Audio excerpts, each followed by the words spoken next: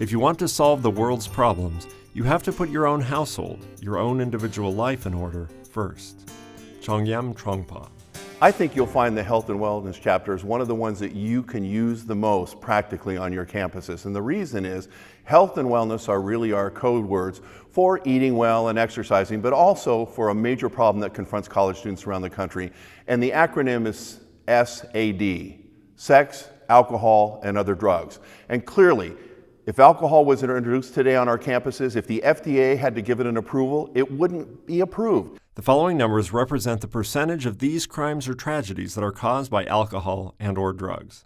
66% of all date or acquaintance rapes, 41% of assaults, 64% of homicides, 60% of the mental cruelty divorce cases, 60% of suicide attempts, 80% of college dropouts.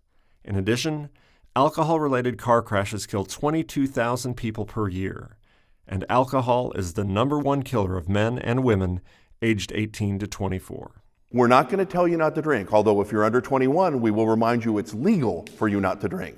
But we're simply going to say this. If you have problems when you drink, you're a problem drinker. If you only drink once a year and you get arrested every time, you're a problem drinker. Some people can handle it, some people can't. I quit drinking because I didn't want to be that guy, the guy who was a jerk, the guy who woke up every morning thinking, whom do I have to apologize to today? The guy nice women avoided.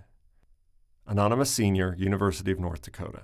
Nationally, according to the Center for Institutional Research, 20% of the students across the campus don't drink at all. Another 35% drink between 1 and 5 drinks a week, which means that 55% of the students in this country drink responsibly. So if you're drunk every weekend, you're not the norm, you're that guy or you're that gal. The other thing you tell us is that you don't want to drink too much because of the calories, but you smoke marijuana because it's the same as alcohol. Really, when was the last time one of your friends who wasn't stoned ate a 5-pound block of cheese? Now, you want to be honest here, or can we just BS each other around the bar? And the reality is marijuana is not the same as alcohol, at least in the eyes of the state and federal government. And when you check the box that says you've been convicted of a drug-related misdemeanor or felony, I want you to call me when you get your first job interview. It's not going to happen. The reality is club drugs are available on almost every campus or near them in the downtown sections of some of our cities. I don't want you to take a drink from a non-third-party vendor. If you go out and get a drink from somebody, a bartender or somebody who's a hired server, 99 times out of 100 that's going to be safe. The reality is, though, you don't want to take something that somebody got out of a barrel because everybody threw a bunch of booze in. God knows what's going on. Another thing that I've become quite concerned with, and I just found out about it recently, is Skittles parties, where everybody takes the prescribed meds that they're on, puts them in a big bowl, and then after a few drinks, we take them out and eat them like they're Skittles. I will remind you of the story of Samantha Pope, a wonderful young woman from Cal State University, San Bernardino.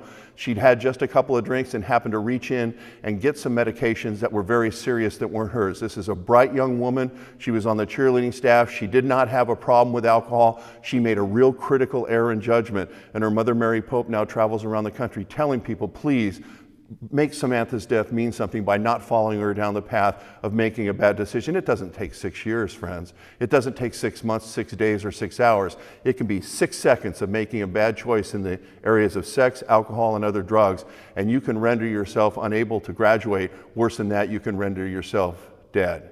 I recently became a grandfather. I have 4 children and a baby granddaughter. May I tell you something? My worst fear is that I'm going to outlive my children. My worst fear is that I'm going to outlive my granddaughter.